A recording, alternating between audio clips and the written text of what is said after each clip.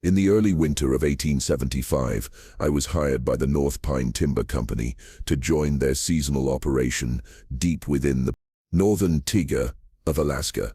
I was 27 years old, bookish by nature, and had never held an axe in my life.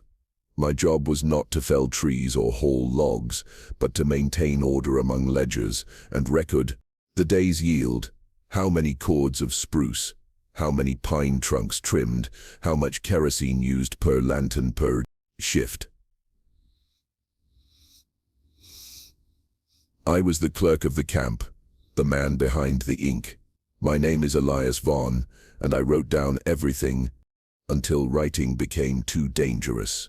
There were 121 of us when we crossed the final snow-bridged pass into North Pine Basin. We were a mix of Swedes, Finn, Scotsmen, and a few Americans from the Midwest, men who had worked railways, mines, and lumber yards before this, looking for a winter's pay and the promise of steady work, far from the politics and poverty of their homes. The journey took us 9 days by train and another 6 on foot through ice-locked valleys until the trees seemed to rise up like walls, sealing us into a world made of bark and shadow. The logging site was not a town but a clearing, frozen scar in the forest surrounded by towering pines. Rows of bunkhouses sat like matchboxes on the white crust of the earth, with smoke rising in threads from blackened stovepipes. Cookhouse, a sawmill, a tool shed, and a small telegraph post which was said to function, though I never once saw it used. And then there was the deep pit near the creek meant for storing ice, they said, though I never saw ice hauled into it. Only crates and barrels, often sealed. I know you've heard strange stories about the old frontier, about madness in the cold and things people are said to do when the snow gets too thick and the hunger too loud. But what happened that winter was not a slow descent into madness. It was planned, executed, managed. What happened at North Pine was not a tragedy. It was an operation. Before we go any deeper into this story, I'd like to ask you, where are you listening from? Tell me in the comments. If you find these lost stories from history worth uncovering, subscribe and stay close. What I'm about to share with you was never meant to reach the outside world. Our foreman, Grant Harker, was a man of precise habits and very few words. He was in his mid-50s, gay-haired, and moved with the gait of someone who had never rushed a step in his life. The men respected him, though few liked him. He had been with North Pine for over a decade, overseeing camps in British Columbia and Washington Territory before being assigned this northern push. He believed in systems, routines, rituals, ledgers. He believed survival wasn't about strength, but about hierarchy and control. He never raised his voice. Didn't need to. The first few weeks were uneventful. The men worked in pairs or small teams, cutting through massive spruce and pine, stacking timber into sleds for eventual transport. The days were cold but manageable, and there were jokes around the dinner table, stories of home, of girls, of drunken nights in St. Paul. The cook, a gaunt man named Braddock, kept meals simple but hot: beans, salted pork, boiled potatoes. His kitchen was always immaculate, and his knives were always sharp, but there were signs, quiet, easily missed, that not everything was as it seemed. In the first week, a massive white-tailed deer was found hung upside down in a tree at the northern boundary of camp, gutted but uneaten. Some said it was a hunter's prank. Others said it was a warning. Harker had the carcass burned and said nothing more. Then supplies began to thin sooner than expected. Barrels of flour arrived half full. Kerosene disappeared faster than the ledgers could explain. Stopped serving meat by the third week, blaming a delay in delivery from the company depot. I asked to see the supply reports. Harker said they'd been sent, but the telegraph lines were unreliable this far north. Manual run of our own. He told me we weren't desperate yet. Still, I kept my books. I noted when the potatoes ran low and when Braddock began serving broth with nothing inside it. I marked how many men began asking for seconds that didn't exist, and how often the cookhouse smelled not of salt and grease, but of something sweet and heavy, something wrong. I remember the first snowfall that never stopped. Came on a Thursday, soft and slow, and by dawn the camp was buried waist deep. The trails we'd come in on vanished. The sled dogs refused to run. We were closed. And that's when the tone of the place changed. Work continued, but the camaraderie faltered. Men started keeping to themselves. Meals became silent. The firewood pile shrank too fast, and still Harker walked the camp. Each night, lantern in hand, stopping at each bunk to ask how the men were sleeping. They were sleeping poorly. So was I. And then came the first death.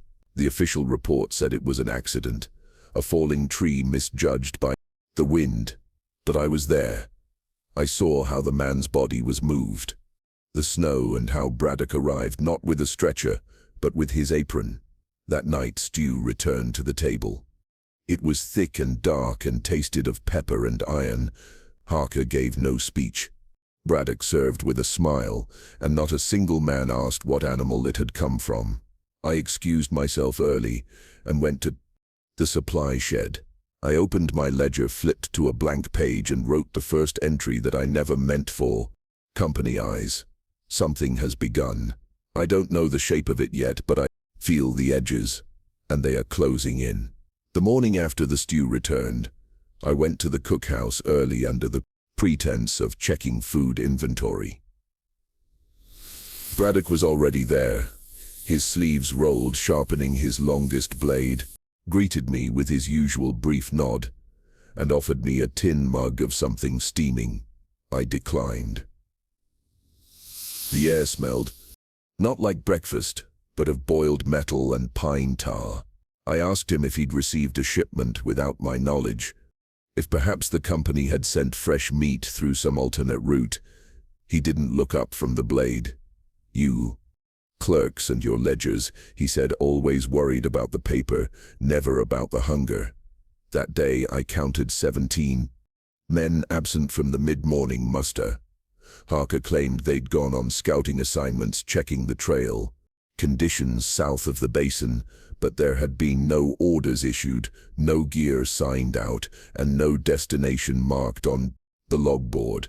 When I asked to record their names for tracking purposes, Harker waved me off. "They'll be back," he said.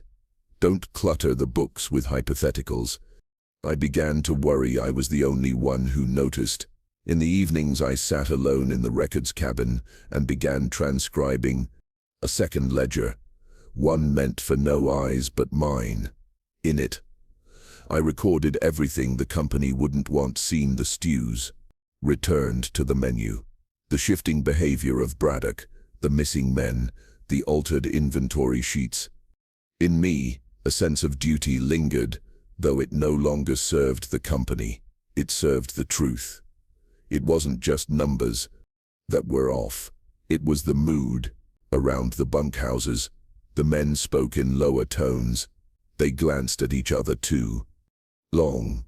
There was a new edge to their politeness, something performative and cautious, as if every gesture was being weighed. They still swung their axes and felled trees, but the rhythm was different, more brutal, more deliberate, as if the forest itself had become an enemy.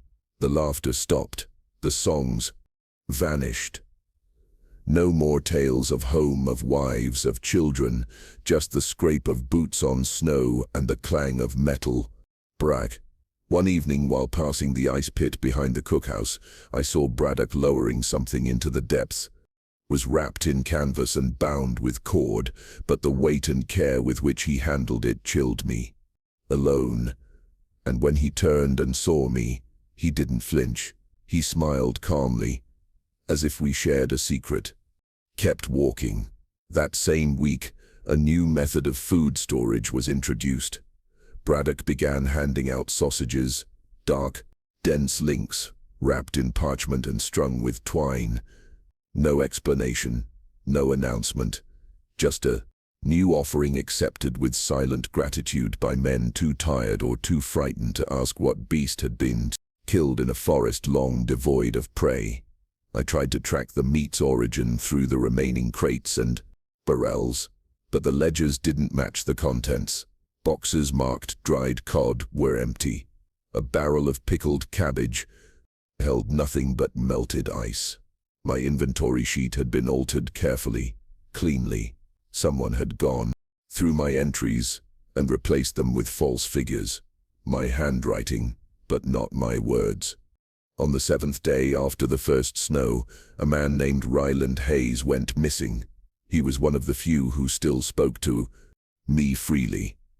We had once played cards in the break room before things turned silent. That morning he failed to report to his post. His bunk was empty, his boots gone, and Harker offered no comment. "Some men just leave," he said. "Too much cold makes them run." I knew better. Hayes had just traded me 2 tins of tobacco for spare writing paper. The night before, he was planning a letter home. Men who plan letters don't walk into the snow without them. Next meal included sausage again. I stopped eating the meat. I stored the portions in a hidden crate beneath the supply shed, wrapping them in oilcloth and marking each one with the date served. Them yet, but I knew I'd need them. Proof tally pattern. The next name missing from the roster was Arvid Knudsen, a quiet Swede who shared a bunk with 3 others. They claimed he had gone to chop wood and never returned. But I found the axe he used resting against the sawmill wall still clean and dry. Brought my concerns to Harker again, choosing my words with care. "We've had no outbound supply trains, no inbound messages, and men are disappearing. If there's a plan in place, sir, I need to know it, for the record." He stared at me across his desk for a long while before speaking. "Do you think I'm unaware, Mr. Vaughan?" "No, sir," I said. He nodded. Slowly. "Then you'll also understand this order depends on confidence. If you begin asking questions too loudly, you'll make other men nervous, and nervous men do foolish things." I left his office with my heart pounding. Night I dreamed of knives clicking on bones and ropes lowering into black pits. And when I woke, I found a note tucked into my ledger. One I hadn't written. It said only, "Keep quiet, eat well, stay useful." The note I found lodged in my ledger haunted me not just for what it said, but for what it implied. Someone had accessed my quarters, known which ledger I still used for the company, and had chosen to send a warning rather than a threat. It wasn't meant to terrify. It was meant to instruct, a nudge from inside the system. Stay quiet, eat well, stay useful. It suggested there was a logic behind all of this, a design. Morning, I rose before the horn and went out to the clearing while the camp still slept. The sky was a soft gray, the snow reflecting a dull light that made the world feel suspended, silent. The trees stood tall, unmoved. From the corner of my eye, I saw Braddock crossing toward the pit behind the cookhouse, his coat drawn tight, dragging a sled behind him. I followed at a distance but stopped short when I saw Harker step out from behind the tool shed and meet him there. They spoke in low voices too far to make out the words, but their body language was unmistakable. Confrontation, coordination. Harker pointed to something in Braddock's ledger, then handed him a folded piece of paper. Braddock nodded once and walked away. I waited until they left and approached the edge of the pit. It was deeper than I remembered. Ice lined the sides, but the bottom was no longer frozen. There were dark stains in the snow near the lip, fresh drag marks. The smell was faint, earthy, sharp, tinged with iron. Later that day, I was summoned to Harker's cabin for a new assignment. He said the company needed detailed tracking of worker productivity counts, hours logged, waste levels. He handed me a list of names. These men will form the new core teams. They'll be given extra rations. In exchange, they'll work longer shifts. You'll monitor the output. The list. 12 names. None of them matched the men who had gone missing. Hayes Cudson. He didn't look up. Unreliable. Not part of the new structure. I nodded, took the paper, left. That evening I lingered near the bunkhouse while the selected men met in the foreman's quarters. I couldn't hear much, but I saw faces. Braddock, of course, Harker, and 3 others. I recognized Stennis, a stoic team lead. From the Eastern Quadrant, Corley, the supply monitor who had access to the food crates, and Monroe, the shift supervisor who handled night patrols. The meeting lasted over an hour. When they emerged, their expressions were unreadable. None of them spoke. They walked back to their bunks as if nothing had occurred, but something had shifted. There was a new confidence in their gait, a quiet certainty. The following day, a man named Laurent Jorvich suffered an accident. He was working alone near the creek when a pine trunk suspended on a tilted sled broke loose and crushed his legs. By the time help arrived, he had lost too much blood. Braddock was among the first on scene, not with a stretcher, but again with his apron and a canvas roll of tools. Jorvich was declared dead on pre-sight. His body was not brought to the medical tent. No one questioned it. Went to the supply shed that night and opened my hidden crate. The sausages I'd stored had turned. The cold wasn't enough to preserve them without salt. I threw them into a snowbank behind the shack and stood there watching the fog of my breath fade into the black. When I turned to go back inside, I found a figure waiting in the shadows. Corey. Shouldn't keep things worn, he said. Wastes food, raises suspicions. I said, nothing. He stepped closer, close enough for me to smell tobacco and grease on his coat. I've seen your ledgers, the other ones. I'd stopped writing in them. Words travel even in silence. About lying, denying, but something in his tone told me he already knew everything he needed to know. Asked, what is this, Corley? What are we doing? He gave a faint smile, almost sympathetic. We're surviving, that's all. Then he walked off into the dark. After that I stopped eating anything I hadn't prepared myself. Try biscuits, black tea, snow melt boiled 3 times. I grew thin. My hands shook in the mornings, but my mind stayed clear. I kept writing. By the 3rd week, the structure of camp had changed. There were now tiers of men. Those who ate from the foreman's stores and those who ate from Braddock's pot. The former grew stronger, the latter weaker. Assignments shifted accordingly, and yet no one complained. No one left. The snow had sealed us in. Yes, but so had something else, something deeper. The sense that no one out there was coming, that we were alone. And that silence above all was rewarded. Wooden token tucked under my bunk pillow. Carved into its surface was a symbol, a saw blade wrapped in flame. Didn't know what it meant. Not then, but I would learn. I kept the token.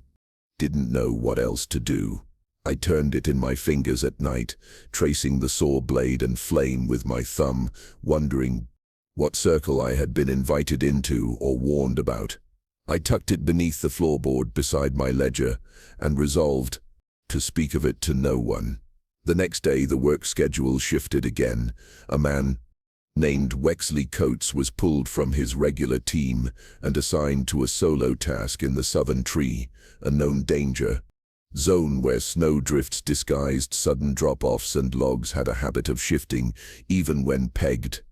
Wexley was young, broad-shouldered, quick with a laugh. He was well liked, and yet no one questioned the reassignment. I did. I approached Monroe, who had been overseeing assignments lately, with an efficiency bordering on indifference. I asked him why Wexley was being sent alone without a partner, without a tether line. Shrugged. He's strong. He can handle it. Strong men don't work alone in the South. Woods, I said. He looked at me, then flat and unreadable. They do now. Wexley didn't return that evening. A search party was not sent. Braddock, however, seemed particularly busy the next day, rising before dawn and stoking his cook fires with an intensity I hadn't seen before. That night, stew was served. Again, this time with meat that tasted smoked, seasoned, nearly sweet. The bowls were larger. The men chewed slower. No one spoke. I sat at the edge of the mesh hall, sipping broth I hadn't touched, watching as the men cleaned their bowls and licked their spoons. There was a satisfaction on their faces that disturbed me more than the silence. Later I returned to my bunk and checked the floorboard. The token was gone. Realization that I was being watched didn't surprise me. What chilled me was the implication someone had come into my cabin, found my hiding place, and taken the symbol without disturbing a single paper or page. I wasn't being punished. I was being tested. The following afternoon, I witnessed something that confirmed what I had only suspected until then. Near the edge of camp behind the storage shed, I saw Corley and Monroe speaking in low tones to a third man I didn't recognize, at least not right away. His coat was unfamiliar, his hat low turned. I saw the eyes. Braddock. They were standing beside what looked like a ledger mine. I stepped back into the shadows before they saw me, my breath shallow in my throat. I didn't know how they'd gotten it. I'd kept it locked, stashed, but there it was, open on the crate, pages fluttering slightly in the wind. That night, I found a fresh blank ledger on my bunk. No note, no signature, just a message clear as firelight. Rewrite it. Or else. And yet, the very next day, something unexpected happened. Stennis, one of the foreman's chosen few, collapsed mid-shift. No injury, no visible wound. He simply fell to his knees beside a felled tree and did not get up. The men nearby froze. One rushed to help. Harker arrived within minutes, assessed the scene and gave a quiet order. Braddock and Corley lifted the man between them and carried him toward the cookhouse. I followed at a distance, keeping to the edges through brush and snowdrift. I watched them disappear behind the cookhouse into the ice pit. They didn't come back out. Hours later, the scent of roasted meat drifted across the camp. The workers gathered early that night. Some brought bowls in advance. Some stood outside the cookhouse waiting like they were lining up for tickets to a show. Doors opened. They entered without a word. I couldn't go in. Instead, I went to the southern edge of the camp where Wexley coats had been assigned. Ended abruptly near a ravine. There, half buried in snow, was a leather glove, one finger missing. Wexley wore gloves with the seams turned out. I picked it up and found blood-dried, blackened, frozen into the fabric. No footprints remained, only drag marks quickly snowed over. Returned to camp under cover of darkness and placed the glove on Harker's porch. No note, no accusation, just a sign that someone still remembered.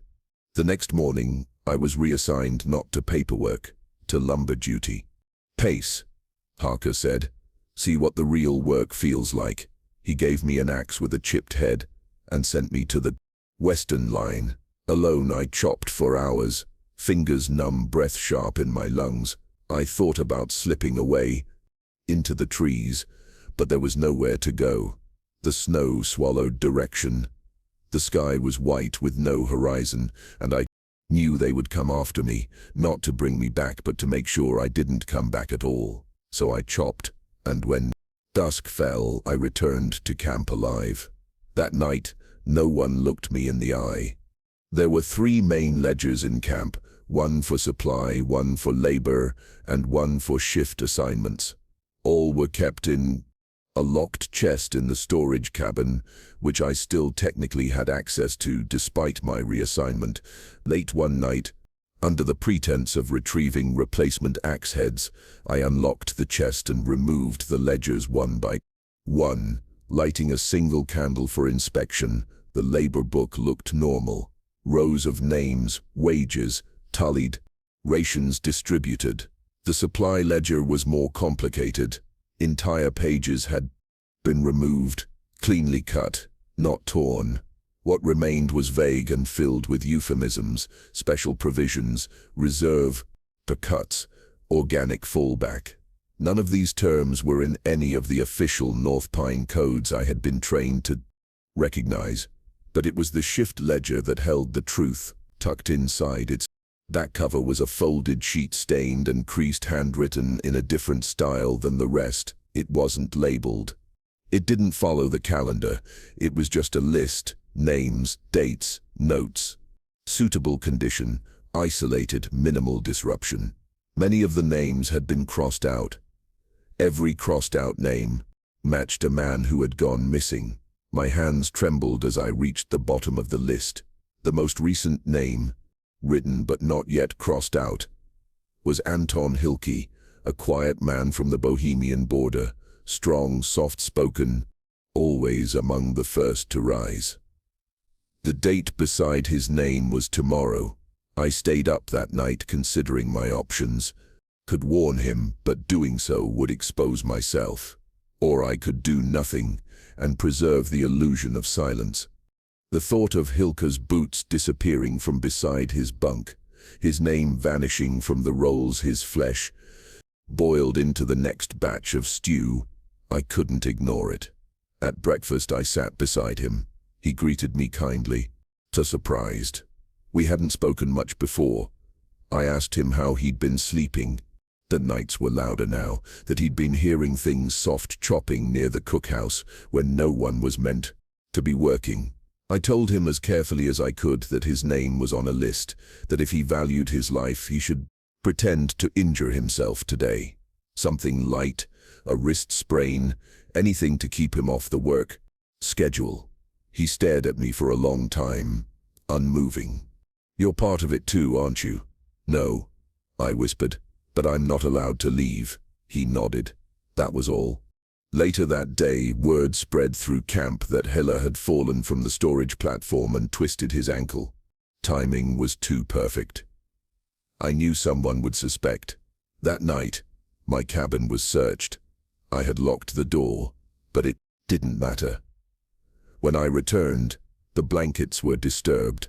The floorboard pried up, the false-bottom tin box left open and empty. My ledger, the hidden one, was gone. There was no note this time, but at dinner my bowl was served last, and when I sat I noticed every man at the table watching me quietly, casually. Just long enough. I didn't eat. Instead I excused myself and walked toward the edge of camp, pretending to smoke.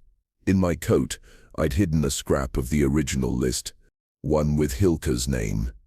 It was the only proof I had left. I buried it beneath the snow, marked by a notch in a pine root. I don't know why I did it.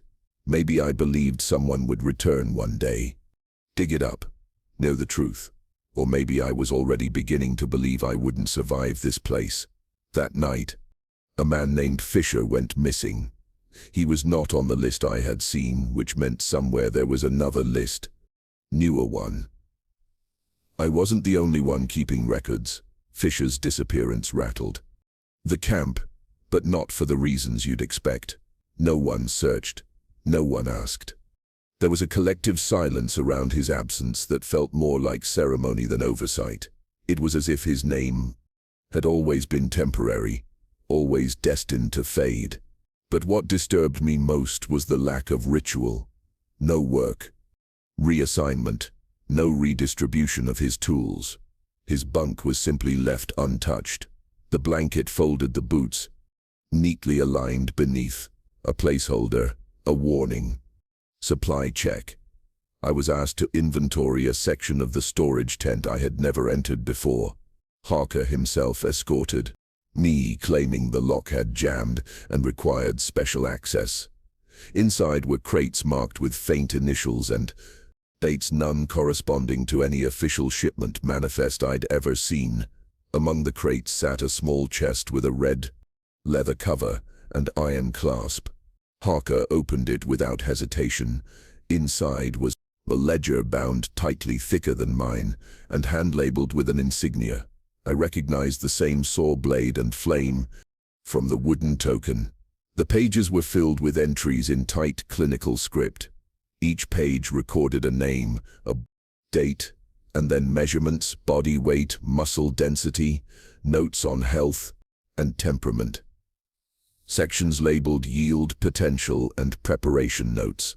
Below that, method of processing, boiling, smoking jerky. At the bottom of each page, a small box, overall quality. Rating. I felt bile rise in my throat. Harker said nothing. He stood beside me, hands behind his back, watching as I turned each page with growing horror. 53 entries, each carefully catalogued, each ending with a signature I didn't recognize. "Embradic," I whispered. "This isn't a record, it's a recipe book." "No," Harker replied, his voice even. "It's a survival protocol." I closed the book slowly. "There's another one," I said. "Someone else is keeping track." He didn't deny it. He only said, "Accuracy improves with collaboration." Then he turned and left me in the tent alone. I didn't take the ledger. Didn't dare, but I memorized the final entry. Withheld due to injury. Re-evaluate on recovery. Lower yield expected if atrophy sets in. He was still on the list, still scheduled. I had only bought him time. That night I found Hilker at the edge of camp, soaking his foot in a tin basin of melted snow. His eyes were hollow. "I saw the fire last night," he said. "Braddock was boiling something again." I hesitated. "It wasn't you?" Shook his head. "No, but it was someone." I heard a scream before it went quiet. Didn't tell him about the ledger or the rating box or the idea that he had been measured like livestock. Instead, I sat beside him and shared a piece of my last biscuit. "We have to get out," he said. "There's nowhere to go. There's the river. It's frozen. Then we go over it." I didn't answer. He looked at me, voice low. "You've seen the books, haven't you?" "Yes." "Then you know they'll never stop. Not until they've run out of names." And in that moment I realized he was right. Wasn't a contingency plan. This wasn't desperation. It was a system, a hierarchy built on silence and consumption. And we were still inside it. The plan wasn't complicated. That was its strength. Hilker and I would leave before first light, taking only what we could carry. Flint, a single hatchet, a rope, dried biscuits, and my hidden pages.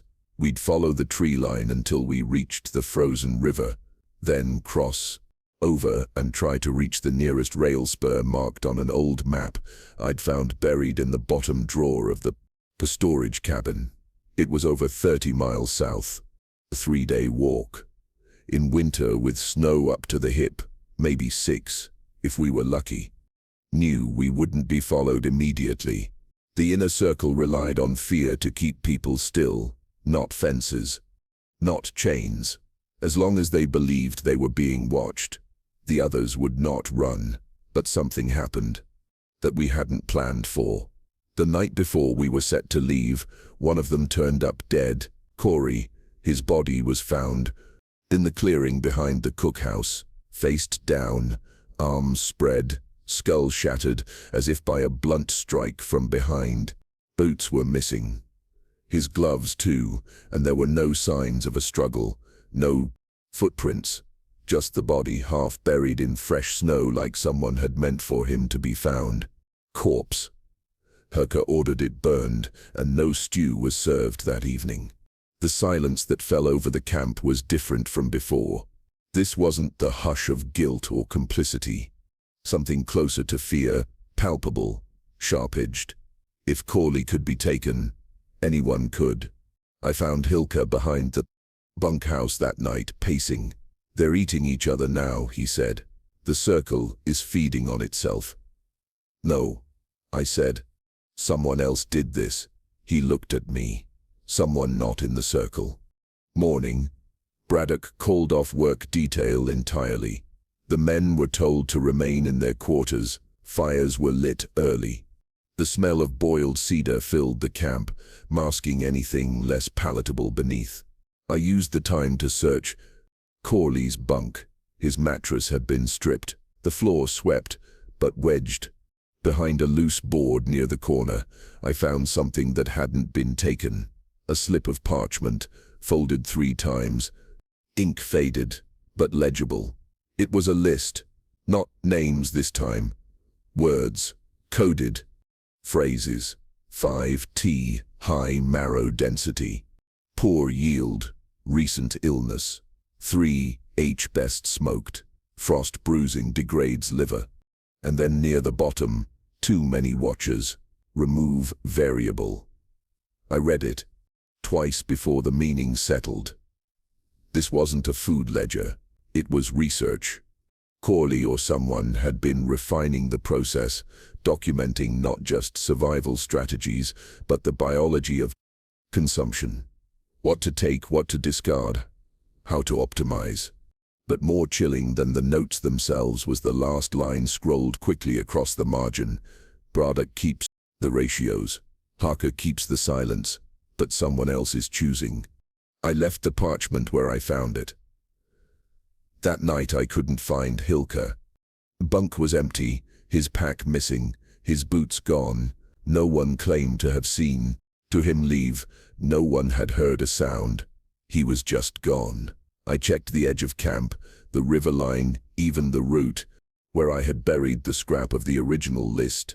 Still undisturbed, but there, wedged into the bark, was a single coin, wooden, circular, etched with the saw blade and flame.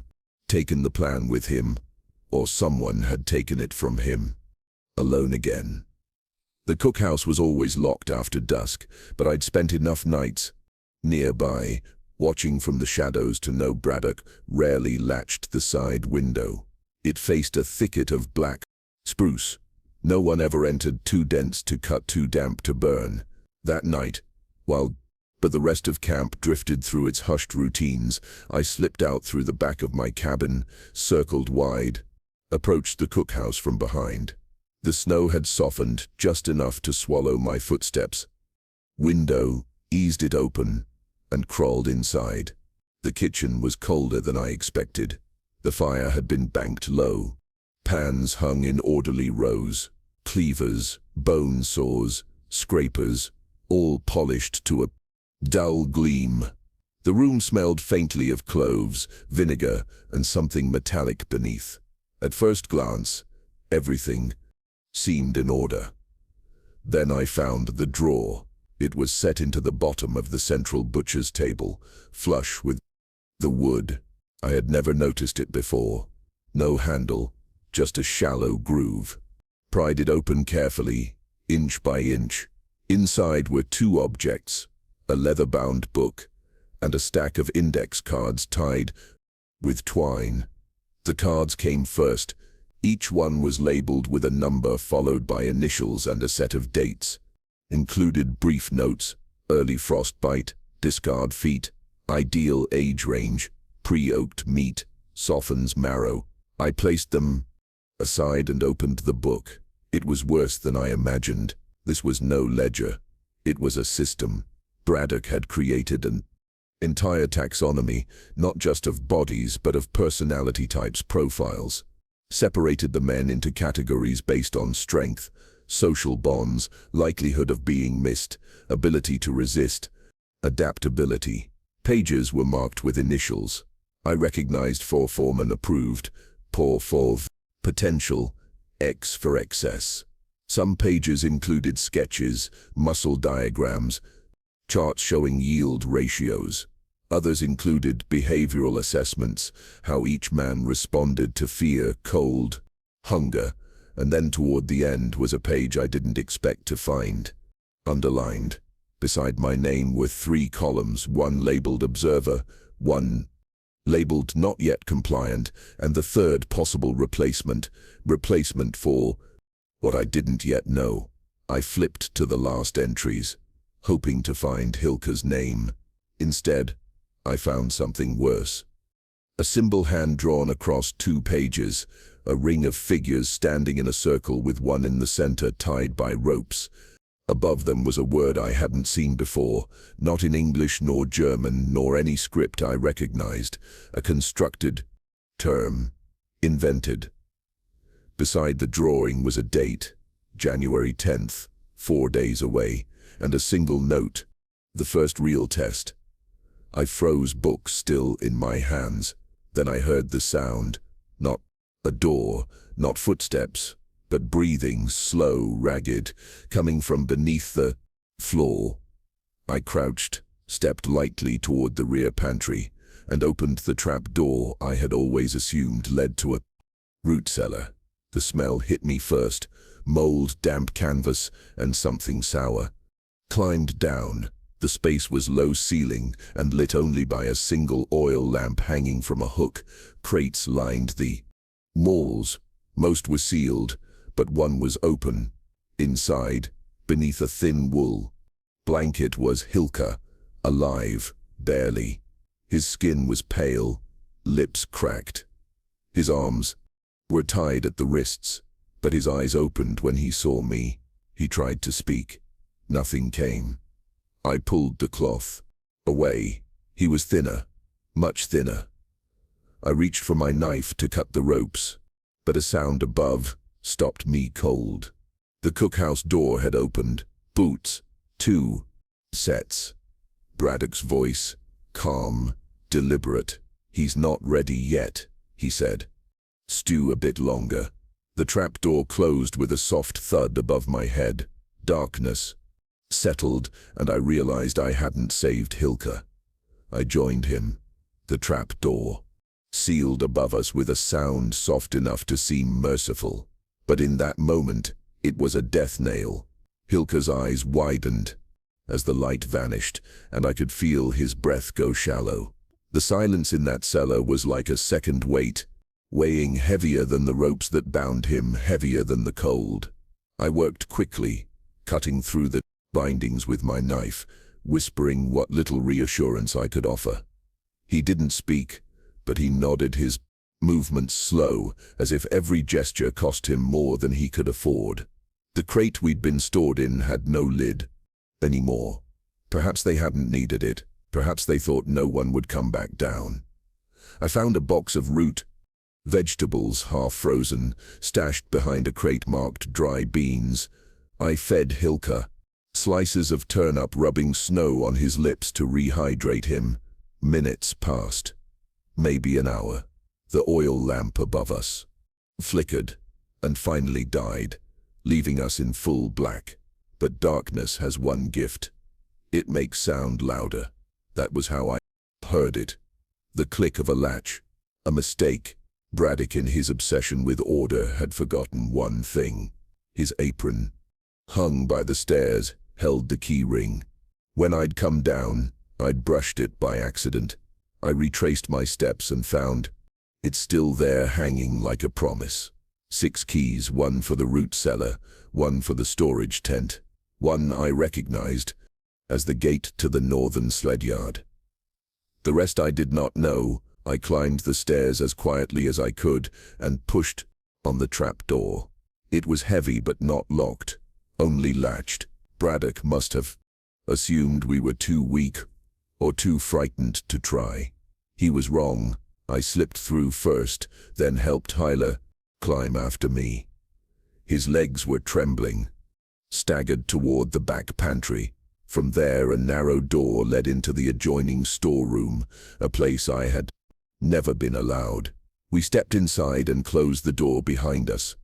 What we found wasn't storage, preservation. Shelves lined the walls, not with food, but with clothing. Of shirts, coats, gloves, boots, some stained, some cleaned and folded, each item was tagged with a small strip of parchment dates initials, height weight. These were the remnants of the missing Fisher Knutson Wexley coats. Even Corley's boots were there.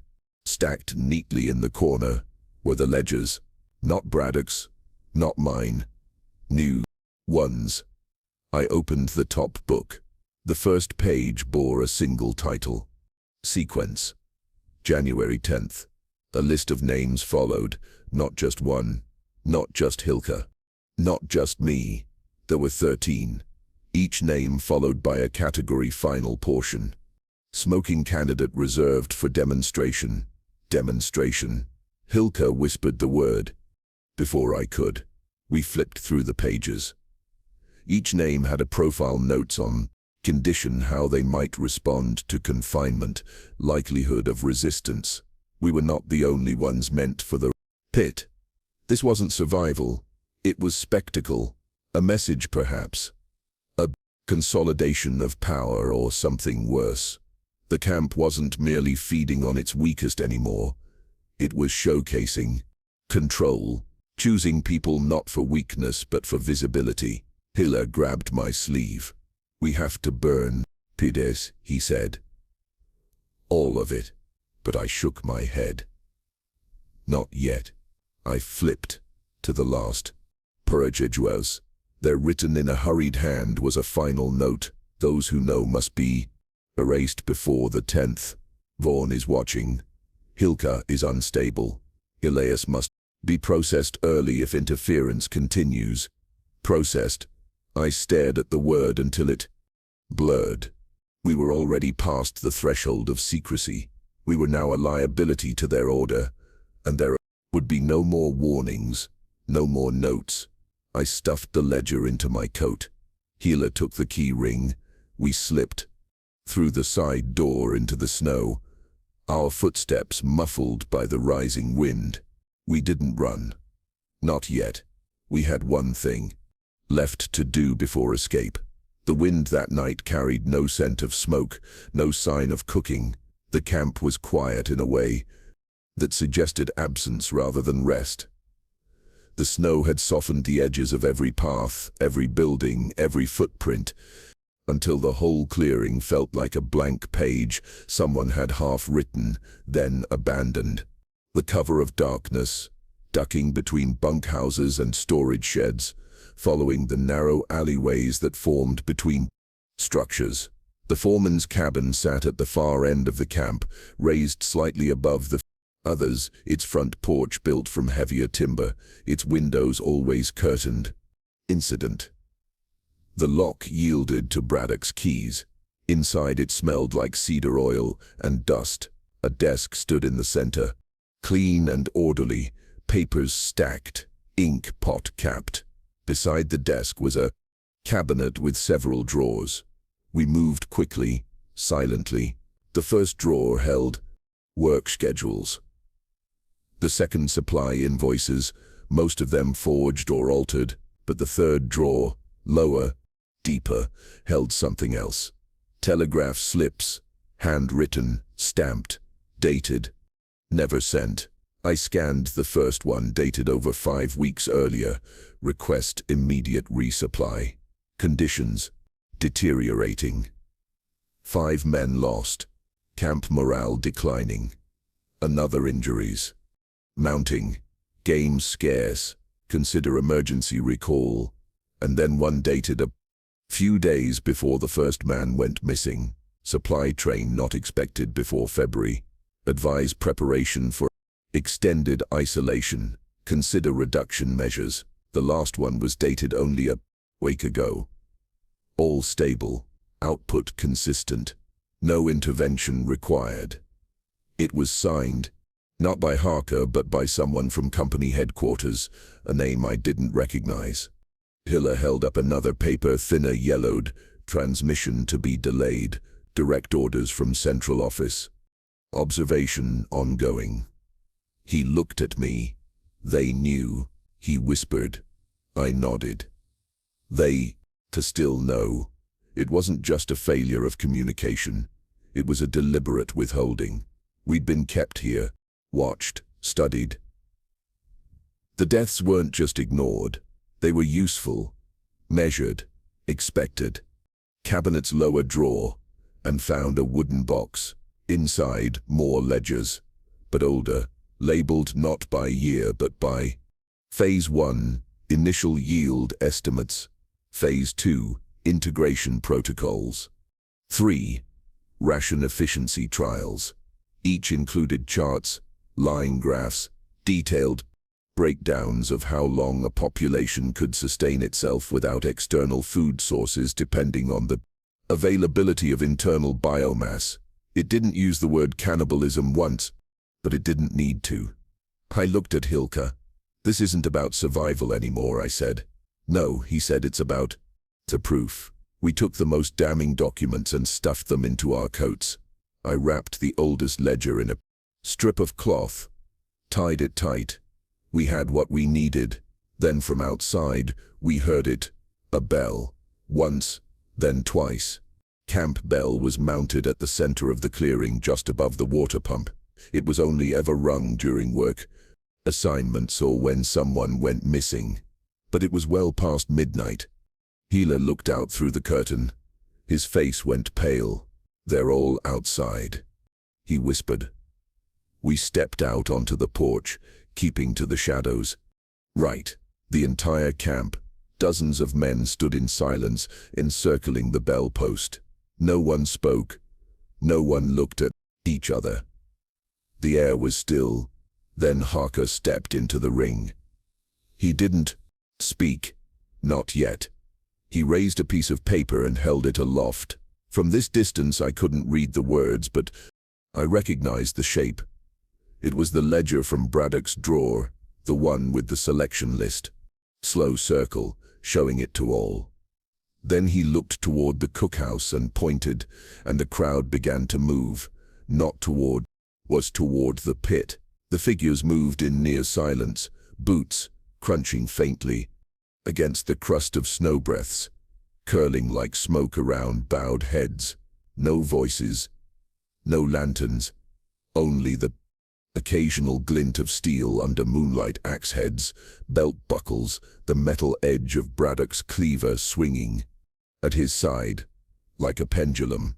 Hilke and I trailed them at a distance, moving between trees just beyond the outer bunk. The houses. We stayed low. We didn't speak. But every step closer to the pit made my chest feel heavier, as if the cold itself had thickened. When we reached the edge of the clearing, we crouched behind a stack of firewood and watched. The crowd had formed a circle around the pit, just as depicted in the drawing I'd seen in Braddock's book, 13 bodies forming the ring, one in the center. But there was no one in the center now, just Braddock. He stood with his arms behind his back, the same ledger tucked beneath one elbow. Harker stood opposite him, arms crossed, flanked by Monroe and Stennis. Braddock opened the book, cleared his throat. A change has been made, he said. The men did not react. He flipped to a page near the middle and read a name aloud. It wasn't mine. It wasn't Hilke's. It was someone we hadn't expected. Stennis. I turned to Hilke, his brow furrowed. Stennis took a single step forward, his mouth a tight line, hands clenched. He stopped. This wasn't the arrangement, he said. Braddock's face remained blank. You've become inconsistent. I built this circle. Braddock's voice was even. And now you break it. Monroe took a step to the side as if preparing to intercept, but it never came to that. From the edge of the crowd, 3 men approached, faces I recognized only distantly, not in a circle, not favorites, workers, ordinary. They flanked Stennis. One raised a length of rope, the other held a meat hook. Stennis turned to Harker, betrayed, but Harker simply said, "This is for efficiency." The crowd closed in. What followed was not ritual. It was not even execution. It was practice, clean, mechanical. When the body was lowered into the pit, no one wept, No one flinched. Then Braddock returned to the book and read the next name. Elias Vaughn. I froze. No one moved. Braddock looked up. Absent, he said. Mark for retrieval. Then he read a second name. Repeated. Mark for retrieval. Harker took a step forward. Adjust the sequence. Elevate substitutes. Braddock nodded and scribbled something in the margins. Then he said a third name. Monroe. This time the crowd stirred. Even Hilka inhaled sharply beside me. Monroe blinked. What is this? You've stopped reporting intake.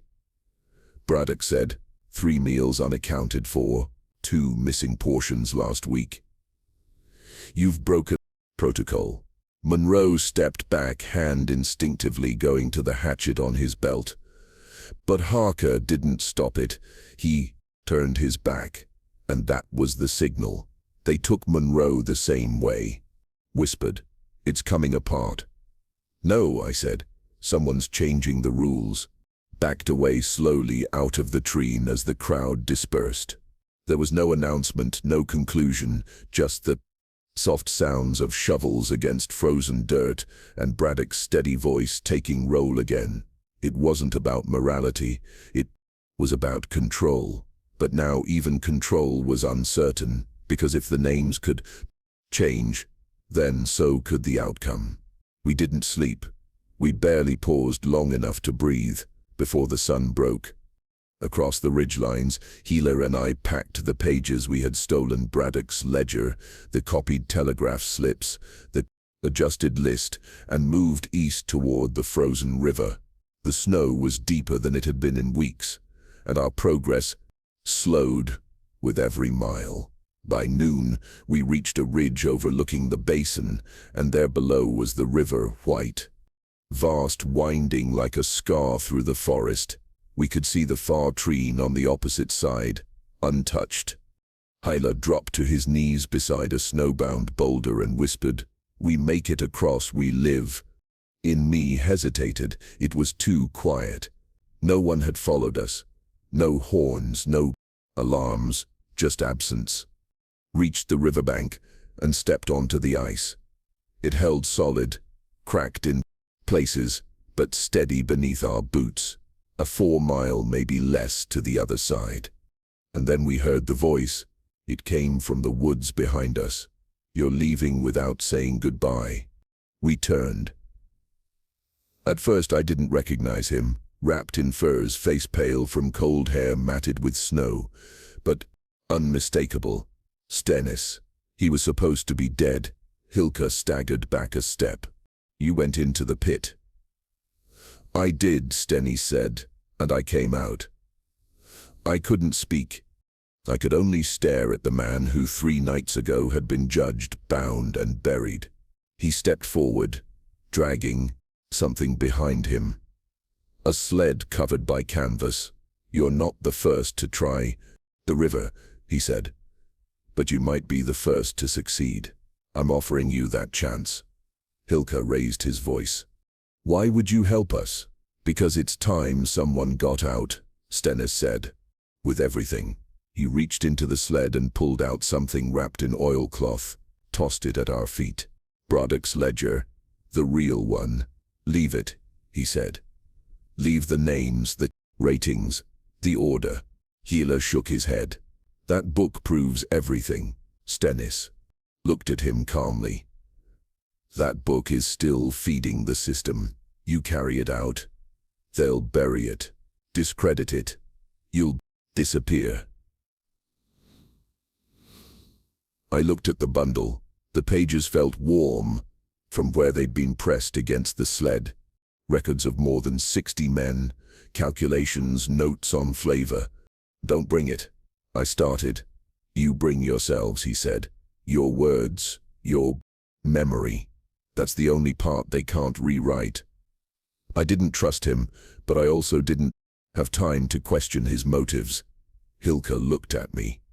"What if it's a trap?" Looked back at the river. "What if it's not?" Stennis stepped closer. "Leave it. Here, walk away. Don't look back." Hila bent down, fingers trembling, and picked up the oilcloth. Then he placed it back on the sled. Stennis smiled faintly. Good choice.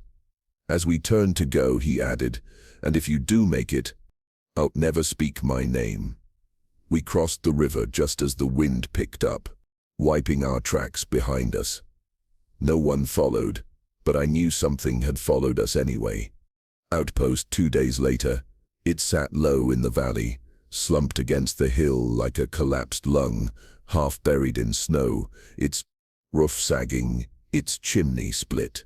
A signpost leaned crooked at the entrance. Faded letters still visible beneath a sheet of frost pine station, 4C, established 1872. There were no signs of life, no smoke, no footprints, only silence and the sound of the wind combing through the pines above. Inside the station was skeletal, rusted equipment, broken crates, a desk missing its drawers. On one wall, beneath layers of old notices and crumbling paper, was something unexpected, a hand-painted board nailed into the logs. Names. Each name matched a logging camp. Some I'd heard before, others I hadn't. Next to each name was a small symbol. Most had been crossed out, only 2 were still untouched, North Pine and another, Stone Hook. I stepped closer. Beside the names carved directly into the wood was a strange symbol, a circle with 3 vertical bars inside it. I'd seen it once before on the final page of Braddock's ledger. First real test. Hila touched the wood. It wasn't just us. No. I said we were a trial, one of many. On the far side of the room, a rusted metal box hung open on the wall. Inside was a broken telegraph receiver, wires frayed. No power. I tapped the key. Dead. Hilka sat down, exhausted. Even if we make it to the next town, who will believe us? I sat beside him. They won't, not unless we show them something real. But we left the book. Maybe that was the only way we got this far. Outside, the wind rose again. The trees groaned. We spent the night in silence, huddled beneath torn blankets, listening for sounds we couldn't name. And in the early morning light, I returned to the wall with the names and made my own mark. Under North Pine, I carved a cross. I carved a question mark. We set off again at dawn, but now we weren't just escaping. We were hunting what came next. We reached the mountain road just before midday. It cut a crooked line through the pass, half buried beneath old snow and recent avalanches. But it was still a road, still man-made, still leading somewhere. Hilka had grown quieter. He no longer asked how far, no longer checked the map.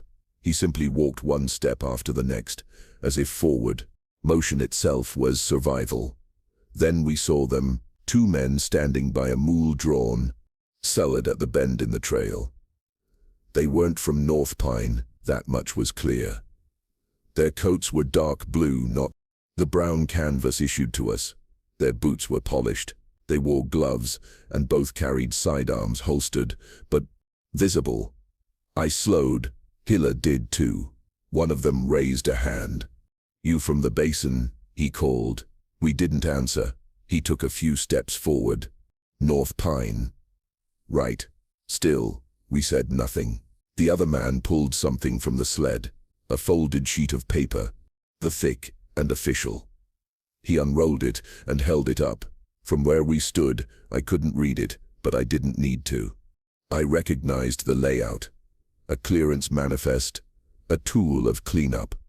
Man spoke again. "You're not listed. That's a problem." I took one step forward. "Who sent you?" He smiled faintly. "Same people who sent you." "One sent us," Hilka said. "Exactly." The man folded the paper and tucked it into his coat. "Company wants the record clean. That means no stories, no letters, no variables." He looked at me. Your name's Elias, isn't it? Hilka reached for the hatchet on his belt. I raised a hand, stopping him. You're not going to shoot us, I said. Why not? Because if you were meant to kill us, you'd have done it before we saw your faces. He didn't reply. I stepped closer. You're here to offer us something, I said, or test us, or both. The second man reached into his pack and pulled out a sealed envelope. No markings, just weight and seal. He handed it to me. Walk to the station in White Cross, he said. Hand that to the foreman there. He'll give you new papers, new names, new work. Hilka narrowed his eyes. And if we don't, then you'll be listed as presumed frozen, and someone will write a very moving paragraph about how brave you were. Envelope. Inside were 2 slips of identification pre-filled and a small black token, a saw blade and flame, same as before. We already escaped once. Said, the man nodded. And you can again if you stop asking why. They left us standing there. Ooh. When they turned the sled down the trail and disappeared into the trees, I looked at Hilka. He looked at the token. We can disappear, he said. Yes, I said. But then this never happened. And we both knew we weren't done. The town of White Cross was smaller than we imagined, no more than a collection of wood-framed buildings huddled against the base of the ridge. The snow had thinned by the time we arrived, but the cold still clung to everything, including us. Survivors, hollowed faces, torn coats. Hilka limped. My right hand had gone. Stiff from frost. No one asked us questions when we walked into the general store. No one asked who we were. Perhaps out here, most men were running from something. We rented a room above the post office, using what little cash I had stashed in my boot, half-frozen bills, damp and curled. That night we sat across from each other in silence. The envelope with new names remained sealed between us. What if they're watching? Hilka asked. They are, I said. Then why are we still alive? I didn't answer. Instead, I reached into my pack and pulled out the thin black notebook I had carried from North Pine. Not the company ledger, not Braddock's. Mine. And I began to write, not numbers, not names, memory. I wrote it all. Pit, every list, every absence, every lie. I wrote until my fingers bled through cracked skin. When I finished, tore the pages loose, bundled them in cloth, and placed them in a dry tin box meant for tobacco. Edge of town, where a single telegraph pole stood crooked at the end of the road. I climbed the embankment, buried the box beneath a tree marked with a single nail, and walked back to town without looking behind me. Train south the next morning. We boarded under new names. We sat beside people who would never know who we had been or what we had survived. We didn't speak. We watched the forest pass by, miles and miles of pine, silent, endless, and we lived. Years later, in 1911, a federal investigator looking into financial misconduct at Union Rail Holdings came across a set of sealed records marked Timber Non-Compliance Phase 3. Inside was a single file labeled North Pine, Basin, 1875. But what disturbed the investigator more was not the file itself, but what accompanied it. A weathered tin box inside dozens of pages, handwritten to signed EV. None of the company officials could explain where it had come from.